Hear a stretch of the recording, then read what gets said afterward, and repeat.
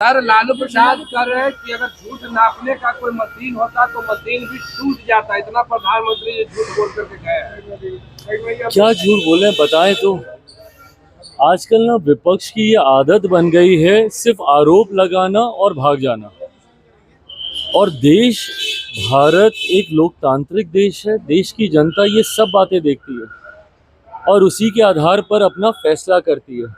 एक झूठ बोलने वाले मुख्यमंत्री दिल्ली में भी थे जो बड़े बड़े दावे वादे कर कर आए थे। क्या किया देश की जनता ने 10 साल के बाद उनके साथ? उनको दिल्ली की सत्ता से बाहर कर दिया।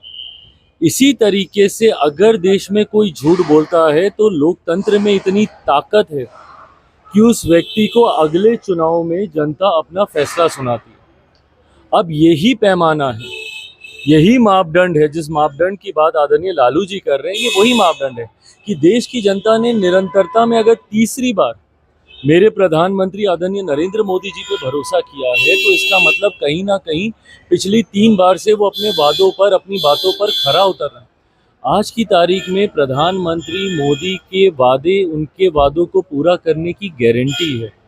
और यही कारण है कि आज तीसरी बार, ये कोई सामान्य बात नहीं है कि एक ही सरकार, एक ही व्यक्ति लगातार निरंतरता में 3 बार चुनकर आ गया। इससे पहले जब ये हुआ था, आज से लगभग 6 दशक पहले, उस वक्त परिस्थितियां अलग थी, उस वक्त विकल्प नहीं थे। इस बार तो विकल्प लिया आपने, अपने विचारधारा से समझौता करते हुए तमाम विपक्ष एक साथ आ गए, सारे विपक्षी दल एक साथ आ गए।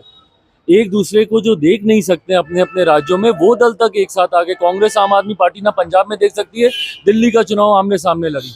लेफ्ट ममता बनर्जी, ये सब एक साथ एक मंच पर आ गए प्रधानमंत्री मोदी को हराने के लिए। क्या हो गया? उसके बाद भी तीसरी बार जनता ने उन्हें चुना।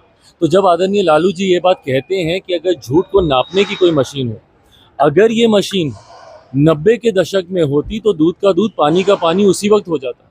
90 के दशक में जिस तरीके से बिहार में बर्बाद करने के लिए एक के बाद एक गलत नीतियां लागू की गई, भ्रष्टाचार की हदों को पार किया गया, परिणाम स्वरूप उसके बाद कभी इनका दल अकेले बहुमत में नहीं आ पाया।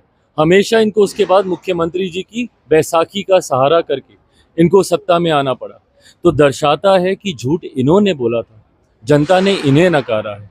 तीसरी बार मेरे प्रधानमंत्री को प्रधानमंत्री पद देने के बाद जनता ने उनके वादों पर मोहर लगाने का काम किया कि यही व्यक्ति हैं जो अपनी बातों को पूरा कर सकते। स्वागत है, मैं अपनी तरफ से, अपनी पार्टी की तरफ से उनका स्वागत करता हूँ। बिहार वासियों की तरफ से माँ महिम का मैं स्वागत करता हूँ। और मुझे खुशी है इस बात की कि जिस तरीके से बिहार हमारा आज केंद्र बन गया है। कुछ लोग इस बात का सवाल उठाते हैं कि हमारे प्रधानमंत्री बार बार बिहार क्यों आ रहे। भाई, हमारे लिए खुशी की बात है कि जब प्रधानमंत्री, आज 7-8 महीने बीते नहीं लोकसभा चुनाव को, कभी दरभंगा में उनका कार्यक्रम, तो कभी जमुई में उनका कार्यक्रम, कल भागलपुर में उनका कार्यक्रम, आज माँ महिम आ रही, पीछे भी उनका कार्यक्रम था यहाँ पर। तो ये दर्शाता है कि किस तरीके से बिहार एक महत्वपूर्ण राज्य है।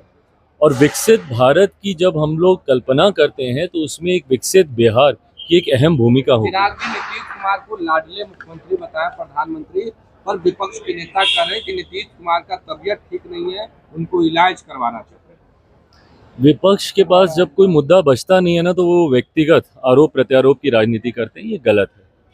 प्रदेश के मुख्यमंत्री हैं, इस तरीके से उनको लेकर भ्रम फैलाना, इस तरीके से उनके स्वास्थ्य के बारे में झूठी बातें करना आपकी बौखलाहट को दर्शाता है। आप जानते हैं कि विधानसभा का चुनाव आप हार रहे हैं, उपचुनाव में इनको पता चल गया, तथा कथित जो इनके गढ़ थे वो तक ये लोग हार चुके हैं।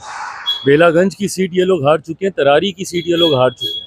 तो ये दर्शाता है कि आगामी विधानसभा चुनाव में विपक्ष अपना खाता भी खोल लेना तो ये बड़ी बात होगी। 225 से ज़्यादा सीटें जीतकर इस बार हम लोग सरकार बनाने जा रहे हैं। अब क्योंकि कोई मुद्दा नहीं बचा तो ये व्यक्तिगत आरोप पे विपक्ष आ गया है, जिसका जवाब भी जनता देगी। प्रसाद यादव के बेटे हैं निषाद को कह रहे हैं कि आरजेडी ज्वाइन कर ले, बेहतर हो। भाई देखिए, ये अंतोगत्वा, ये फैसला एक व्यक्ति विशेष को लेना है। मेरी समझ के परे है कि क्यों बाकी के लोग इतने उत्साहित हैं। ये फैसला उनको करना है कि उनको राजनीति में आना है, नहीं आना है, कब आना है, कैसे आना है। आएंगे तो हम लोग स्वागत जरूर करेंगे।